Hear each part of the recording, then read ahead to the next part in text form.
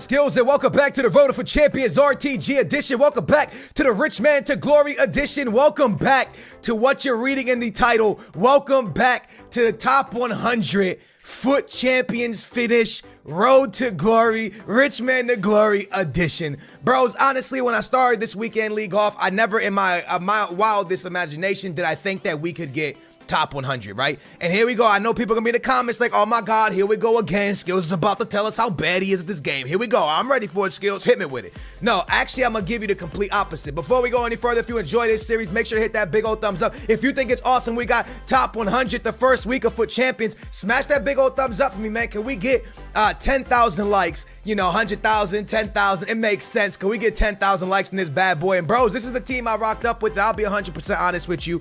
I mean, with a team like this, you probably should get top 100. I mean, realistically, let's be honest with each other. You give everyone a team like this, they're not going to get top 100. I know that. People will be like, oh, Skills, you're discrediting yourself, blah, blah, blah, blah, this. I get that. I'm not saying because it's a team, I got top 100. I'm not saying it's not, I didn't get top 100. I got top because, like, maybe I got it because of team, maybe I didn't get it because of team. Who knows? But what I do know is, I didn't think I would get top 100 because of FUT Rivals. The one thing I gotta say is I don't remember last year, FIFA 18, if we got top 100 week 1 or week 2 on the Road to Glory. I think it was week 1, but I think we got it like week 2 and then week 3, like back to back. It was something very early on when we got top 100 on the Road to Glory last year. And this year, I mean, I surprised myself and come with a top 100 finish week 1. Now, the reason it was a surprise to me is not because, here you go, he's gonna say he's bad. No. When you go into FUT Rivals, right, I was playing against the top NA players from like Goal Machine to Fiddles to all the guys, man, all the very good NA players, man. I can name them all. And against some of them I beat them, and against some of them I put up a good game, and against some of them I got smacked, right? There was a game against Benar that I showed on my channel where I lost like 7-1 or 8-1. You know, I got the business. I got handed, man. He destroyed me. He handed it to me. And seeing those results told me like, all right, this is going to be a tough weekend league. Let's just try to get Elite 3. Okay, let's just try to get into the Elite, get some Elite packs for the viewers, and we'll be Gucci gang. We'll be perfect. We'll be amazing. And then I started to get into the feel of things. And you guys saw I was 15-1 when this episode started. And the loss I took, I take nothing away from that guy. He beat me fair and square. I take nothing away from him. But it's a game that I really think with my team and the way, you know, if I was smarter, I could have walked away with an easy dub there. But I really played it very stupid. I was dumb, and I deserved to lose it. So that's on me. But I easily could have been 16-0. And now we're going on this crazy awesome run right here when I decide, you know what? I'm going to pick up Conte. The reason I decided to pick up Conte, bros, is hear me out for a second. I brought Conte back to the team. I sold Conte, but I'm bringing him back. The reason I'm bringing back Conte is because I thought to myself, okay, this Roy Keane, I love him. He's amazing. But he costs 700K, right? Since he costs 700K, if I was to sell Roy Keane right now and put Vieira at the CDM spot and then run Conte at left CM where Vieira is right now, I could then have enough coins to afford a Desai. Or if I sell Roy Keane, wait for rewards, we could even afford Prime Rio. So now I'm thinking to myself, damn, should I have Prime Rio beside Maldini? Let me know in the comments down below if you would rather have a Vieira and a Roy Keane, or would you have a Conte and Vieira and Maldini and Rio Ferdinand. So if I keep Keane, then it's Vieira and Keane. If I get rid of Keane, then I go back to a gold card in the middle, but I got Prime Rio and middle Maldini. Let me know what you would do in the comments down below. With that being said, I get into another game where I was really about to choke it, man. This was the game that really defined, and I thought after this game, okay, maybe we can actually do this top 100 thing, because this guy scores a bicycle kick in the 72nd minute to make it 3-1. I'm looking straight at my second loss of the weekend league until the 77th minute when my boy Cristiano Ronaldo hits the post and scores. We come right back down the field with Cristiano Ronaldo now in the 80th minute. I'm running at his back line. I'm thinking I'm going to cross the ball. Little did I know he was going to take me out. I don't know if it's a penalty or not. I don't know why he gave the penalty. It's a stupid tackle. You should never give a penalty, especially in that area. And I'm just going to do straight down the middle. I'm not good with penalties.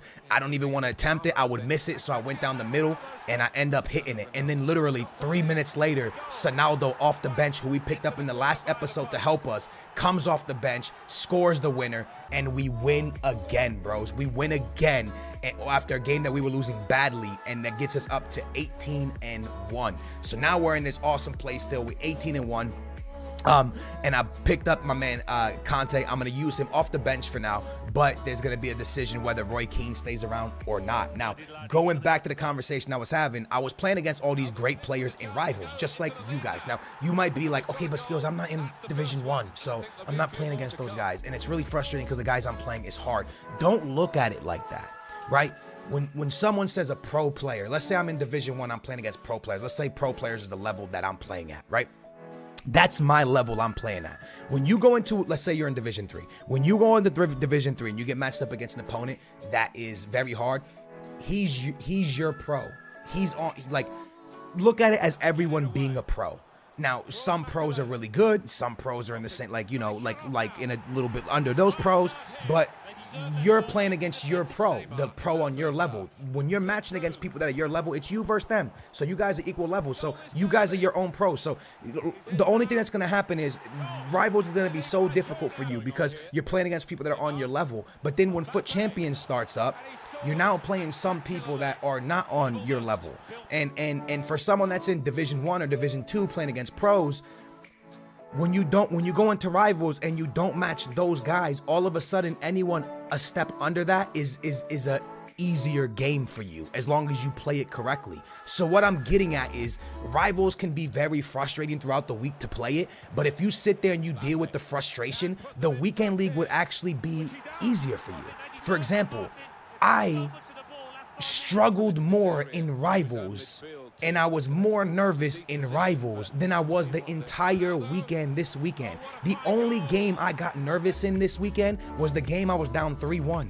That's the only game, because I knew if I won that game and if I took a loss anywhere else down the line, we still could possibly get Elite 1. I was never thinking top 100. I was thinking 27 wins, Elite 1, let's get it. I get matched up against a fire team, a team equal to mine, just as good as mine, and we just come out the gates firing, bros. We play an unbelievable game of FIFA that we're going to make sure that we stay undefeated in this episode. So what I'm trying to get at is, if you're playing Rivals and you're frustrated because the games are very difficult, know that that is going to get you to a level where you go into FUT Champions and a lot of games are going to be easy for you.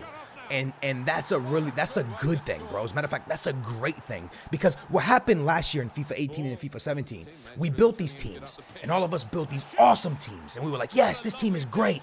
And we went into daily knockout tournaments to try the team. And then we're playing in the daily knockout tournaments and you're getting rage quits left, right, and center. And you're like, man, this team is fire. And then you went into the weekend league and it wasn't a real evaluation if your team was actually good or not. But now you build a team, you go into Rivals, you know your team is FUT Champions ready before you even go into FUT Champions, because you played against better players in Rivals. Or not better players, but hard games every single game, depending on what division you're in. So make sure you use Rivals to your advantage. Make sure you're using Rivals to get better and feel better at the game. For me, this is the first FIFA that, like, playing the divisions early on, I felt really helped me. I did that in FIFA 17. So FIFA 17, you guys know I got a lot of top 100 finishes. I qualified for Miami. It was crazy. This is going to be our second loss of the weekend. And let me tell you, before I talk about the divisions, I was winning this game 1-0. My opponent would not come out the back, so I started passing the ball around the midfield line. I swear to God to you guys. I lose the ball in the 77th minute, and he beats me. And I told myself, I was like, I'm never doing that again. He would not bring anybody forward, bros. So I started passing the ball around my midfield, and I was like, whatever, dude. If you're not going to play me, I'm just going to hold the ball. I made one poor pass. He stole it. He scored. And after that, I could not stop him. And this was a dude that sat in the back the whole game. But once he got that goal, it was over, bros. I couldn't do anything. And he ends up beating me. And I told myself, man, if I would have just stayed 4-1-2-2 attacking, kept taking it to him, I probably would have made this guy rage quit. Another loss. I deserve it. I was an idiot. I played it poorly. So I go back to the conversation. FIFA 17.